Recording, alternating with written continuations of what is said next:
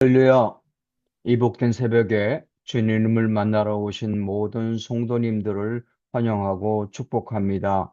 다 같이 우리 주님께서 가르쳐 주신 기도를 드리겠습니다. 하늘에 계신 우리 아버지, 아버지의 이름을 거룩하게 하시며 아버지의 나라가 오게 하시며 아버지의 뜻이 하늘에서와 같이 땅에서도 이루어지게 하소서. 오늘 우리에게 일용할 양식을 주시고 우리가 우리에게 잘못한 사람을 용서하여 준 것 같이 우리 죄를 용서하여 주시고 우리를 시험에 빠지지 않게 하시고 악에서 구하소서. 나라와 권능과 영광이 영원히 아버지의 것입니다. 아멘. 하나님 아버지, 말씀을 통해 하나님의 뜻이 무엇인지 분명히 알게 하여 주시옵소서.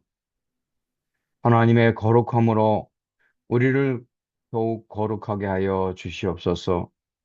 하나님의 뜻 안에서 우리의 마음과 생각과 몸을 깨끗게 하여 주시옵소서. 세상 속에서도 존경받는 믿음의 사람으로 살아가게 하여 주시옵소서. 예수님 이름으로 기도드립니다. 아멘. 이 시간 다 같이 찬송가 452장 찬송하겠습니다.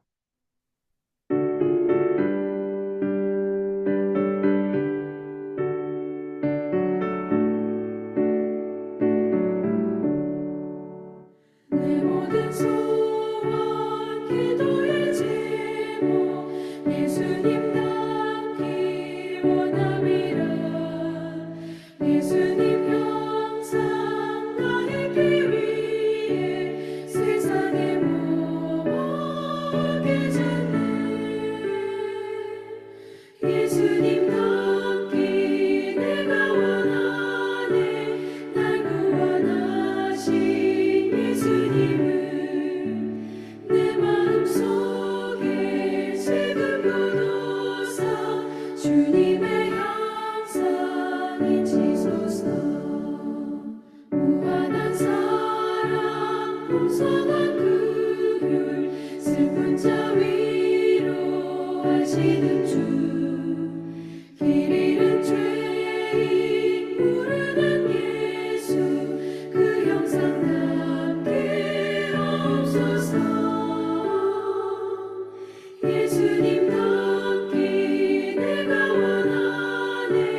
날 구원하신 예수님을 내 마음속에 지금 교도사 주님의 형상이 지소서.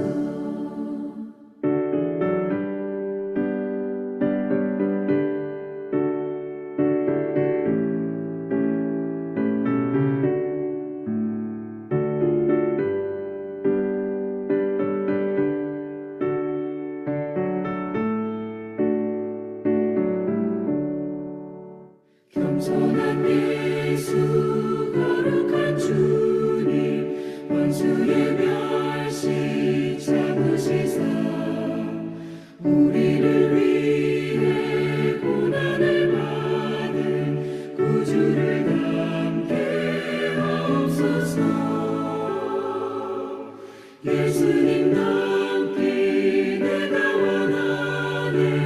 날 구원하신 예수님을 내 마음속에 지금 교도사 주님의 형상이 지소서.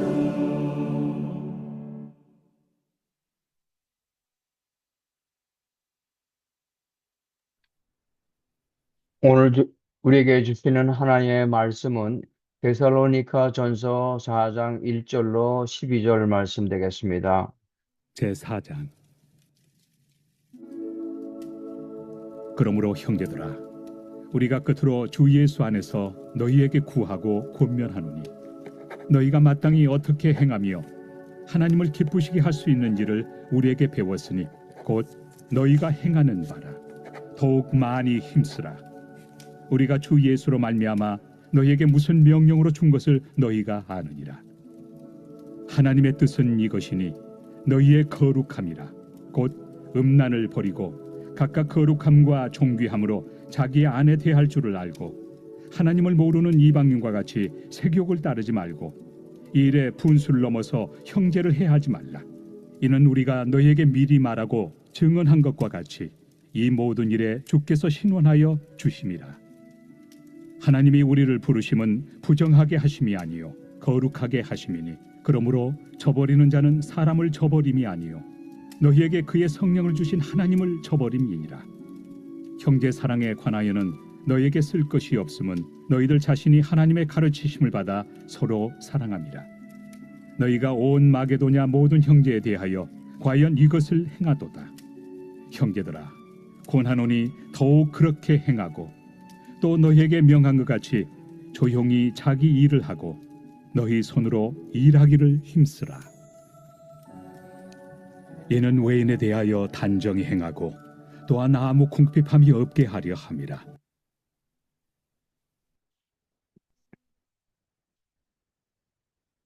당시 데살로니카는 우상 숭배가 만연한 도시였습니다. 그리스 문화의 영향을 받아 그리스 신들을 숭배했고 또 이집트 신들도 섬겼고 그리고 로마와의 이 우호적인 관계를 위해 가이사를 숭배하는 신전까지 세웠습니다. 게다가 데살로니카의 토속 종교까지 만연한 그런 사회였습니다. 하지만 데살로니카 교인들은 자신들의 환경을 탓하지 않았습니다. 자신들의 문화적 배경을 탓하지 않았습니다. 교회가 세워졌을 당시부터 배웠던 복음의 진리를 철저히 지키고 있었습니다. 어떻게 행하여야 하나님을 기쁘시게 할 수 있는지를 알았고 또 그대로 행하고 있었습니다. 바울은 서신을 통해 데살로니가 교인들에게 권면을 합니다. 이미 잘 행하고 있지만 거기서 머물지 말고 더욱 많이 힘쓰라. 그렇게 권면합니다. 그러기 위해서는 거룩한 삶을 살아야 합니다. 이것이 곧 하나님의 뜻이기 때문입니다. 거룩함은 단순히 종교적 의식이 아니라 일상의 삶 속에서 드러나야 합니다. 특별히 성적인 부정함을 멀리하고 자기 몸을 거룩하고 존귀하게 다루어야 합니다.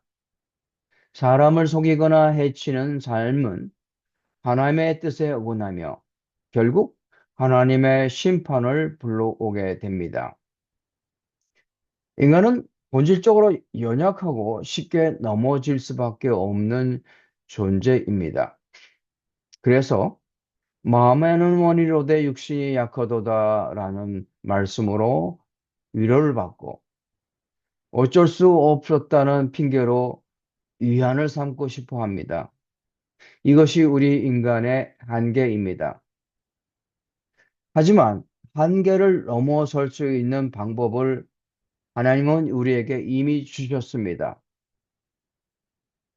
하나님의 거룩하신 능력이 우리를 거룩한 삶으로 이끌어 주시기 때문에 하나님의 거룩하심을 붙잡아야 그때 비로소 우리가 거룩해질 수가 있는 것입니다.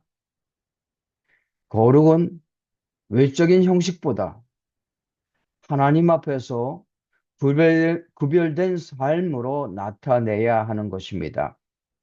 사랑을 실천하는 삶을 통해 거룩을 나타내야 합니다. 김병에 효자 없다는 말이 있습니다.